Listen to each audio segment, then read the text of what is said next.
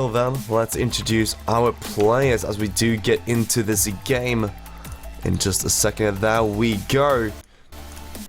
So, without further ado, let's get into it.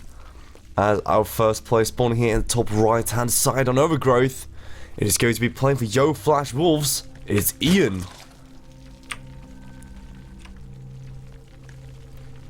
And his opponent in the bottom left hand side, playing for none other than Evil Geniuses, it is going to be the one and only, the Tyrant.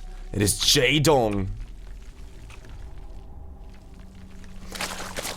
Okay, so we do have JaeDong here coming out, and it seems like we have a bit of a small texture bug here on our nameplates.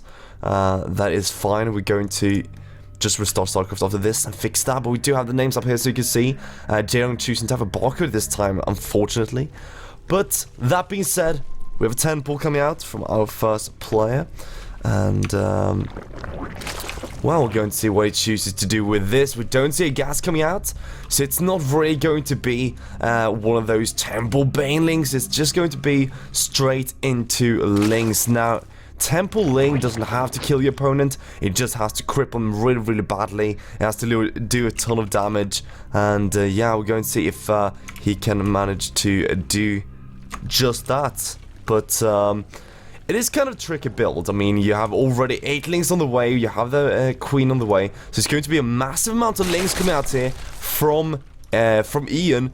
But, of course, JaeDong, a very, very strong Zerg player, kind of rocking that 80+ win ratio in ZVZ earlier this year. And even earlier in 2013, he was even around 90% win rate in ZVZ. So he was considered kind of a ZVZ god in StarCraft 2 as well, and not just in Brood War.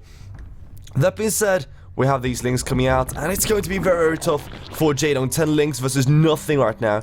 And, well, what kind of Ian is trying here is that he's going to go right for this hatchery and see if he can get the cancel. Of course, he will try to do as much damage to the drones as possible. We saw JaeDong's getting too many gases and already might just lose a drone. Very nice pullback macro from JaeDong, though. We'll save that. But the hatchery is already losing health. It's down almost to half of its original health, and it's not going too well for our Evil Genius player yet. And yeah, it seems like JaeDong is going to lose his hatchery right away, and this gives Ian a very nice heads up because he already has gotten his first hatchery, or sorry, his first expansion rather, out safely on the map. Now we do see 11 Lings for both the players, so all Ian has to do is just buy as much time as possible and make sure JaeDong does not build a hatchery, focus down the drone. And the drone does live, it does kill a lot of Lings as well, and JaeDong will fall this way. But of course Ian, almost a full hatchery ahead when it comes to building time, will be very happy with this. And well, they should be very, very close or similar in economy other from that. So Ian will take quite a lead, but it's not the biggest one. It's one of those, you know, it's nice. Ian is very happy with this, but it's not game breaking, it's not ending whatsoever.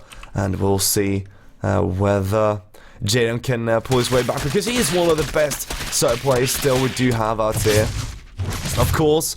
And if you wonder about my throat a bit, I'm very sorry, but my I've been sick quite a bit. I casted about 30 hours this weekend. If you did catch us casting the Hot 6 Cup here on Esports Heaven, you could also catch us casting the ISO trophy and IEM San Jose in Swedish. So we've done a lot of casting, and I'm right now trying to rehabilitate my throat a bit.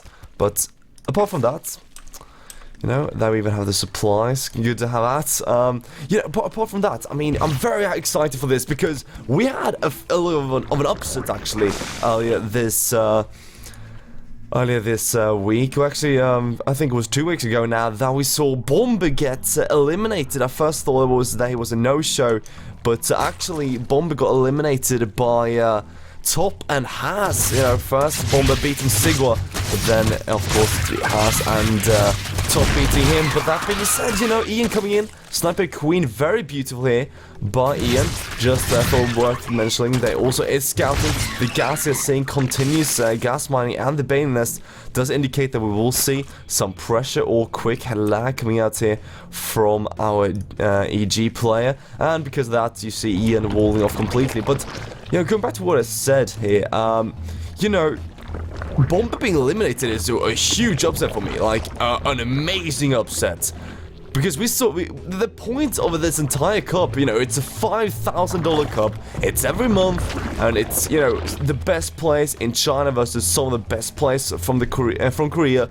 I was about to say the Korean service, but yeah, from Korea. I mean, to have Bomber, one of the strongest TVT players we have right now, and you know, overall a really strong player in really strong contender in WCS. He got eliminated by these two fairly well-known players in the Chinese scene, but still, you know, a lot of people don't know about these, and they still just so amazingly good. So Bomber right now is out. We still have our three top Korean players, like Tenishi likes to say. They are the final bosses here. And, well, going back to the game, we see a +1/+1 here for Ian. He did choose to go gasless.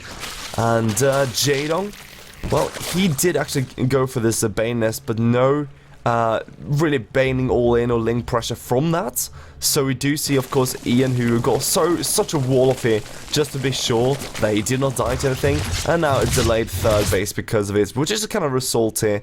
But of course, he's going to have his 1-1 on the way instead of just +1, and he's going to have quite a few roaches as well. And I have to say, JaeDong has done a very good job getting back into it, you know, just choosing not to do any sort of aggression whatsoever as soon as Ian scouts this, which means that, of course, now he did get that slight heads up. Ian spending a bit more on the wall, being very secure, delaying his own expansion quite a bit. Of course, if Ian knew this, he could have tried some you know, general aggression towards JaeDong, but he didn't. It's very hard to scout with this. And we actually do see Ian supply blocking a bit here, but he's getting 4 overlords, so he's going to be very okay anyway. Now, let's see, Ian. Oh, by the way, I have to fix this. This is not the best of 5. Don't worry, everyone. It's a best of 5, not best of 3. Sorry for that. I'm still getting used to, like, the thing is, I was used to the WCS 2.0, but then we've done so many events without it, so I'm kind of reverting back to not being used to it with all the button hotkeys, you know, whatsoever. So yeah, I'm just still trying to learn all the little nukes of it. Right now, 1-1 versus just +1 here of JaeDong. JaeDong having more roaches, of course, trying to supply for himself, but Ian choosing to go out here on the map. Not really sure if this is the best thing to do. JaeDong just with so many roaches, but Ian, of course, with the closest spawn, is going to split his roaches out very nicely, and Ian says this is enough for him to break JaeDong. JaeDong decides that this is not for him, but it's not going to be, and Ian does push JaeDong back. JaeDong deciding to regroup for a few seconds, and both are now starting to revert back into droning. JaeDong with a quicker +2. Let's see if we have any overseers from either place. Not really. We have one on the way for JaeDong. So both the overseers did. No, I'm sorry. Oh, there we go. No, sorry. We had 2 overseers for Ian and 1 overseer for JaeDong now. So JaeDong did have an overseers, but Ian does have 2. Of course, 2 overseers make it possible to get the contaminate out, not transfuse, but contaminate. And he's going to delay the +2, and now he realizes as well he wants to shut down the drone production for a second or so, and he actually doesn't. He is going to just go into the +2 and delay that even more, which I do feel is a great choice, because now JaeDong can't really hit that +2 timing they really wanted to have. But we do see a lot of rotate coming out from JaeDong. Ian still very far behind. JaeDong heavily supply blocking himself once again, a bad habit of his, but with the spine crawl, I think Ian on the high ground should be fine. We'll see though, it's going to be quite intense. Right now, JaeDong is moving up right on top of Ian. In the fight for the first thing he does. Ian though, with the same upgrades and about the same roach number here, is going to try to thaw JaeDong away as quickly as he can. He does have the defense advantage, but JaeDong with slightly more roaches trying to out-mic his opponent. Not really sure it's going to do enough though, and Ian does push the monster, oh sorry, not the monster, the tyrant. This is nice right there. Back here, and JaeDong's trying to make something happen with this, but he's just leaving way too many roaches Absolutely not what you want to do here. And Ian getting a lot of free roaches here. Big mistake from JaeDong's side. And now Ian is going to be aggressive suddenly. Ian adding a few more work as well. JaeDong go up to 2 gases. Ian shoot as well soon. And Ian getting a lot of free roaches just left and right. JaeDong really not playing his best here. Oh, my throat is dying at the moment. But that is going to be fine. It will recover between the games, hopefully. And right now, hopefully, by the way, I did notice that the names are a bit crooked, so that's why I had that one up here. But hopefully you'll enjoy the Fu Cup. By the way, we do have a few seconds until Ian is going to attack.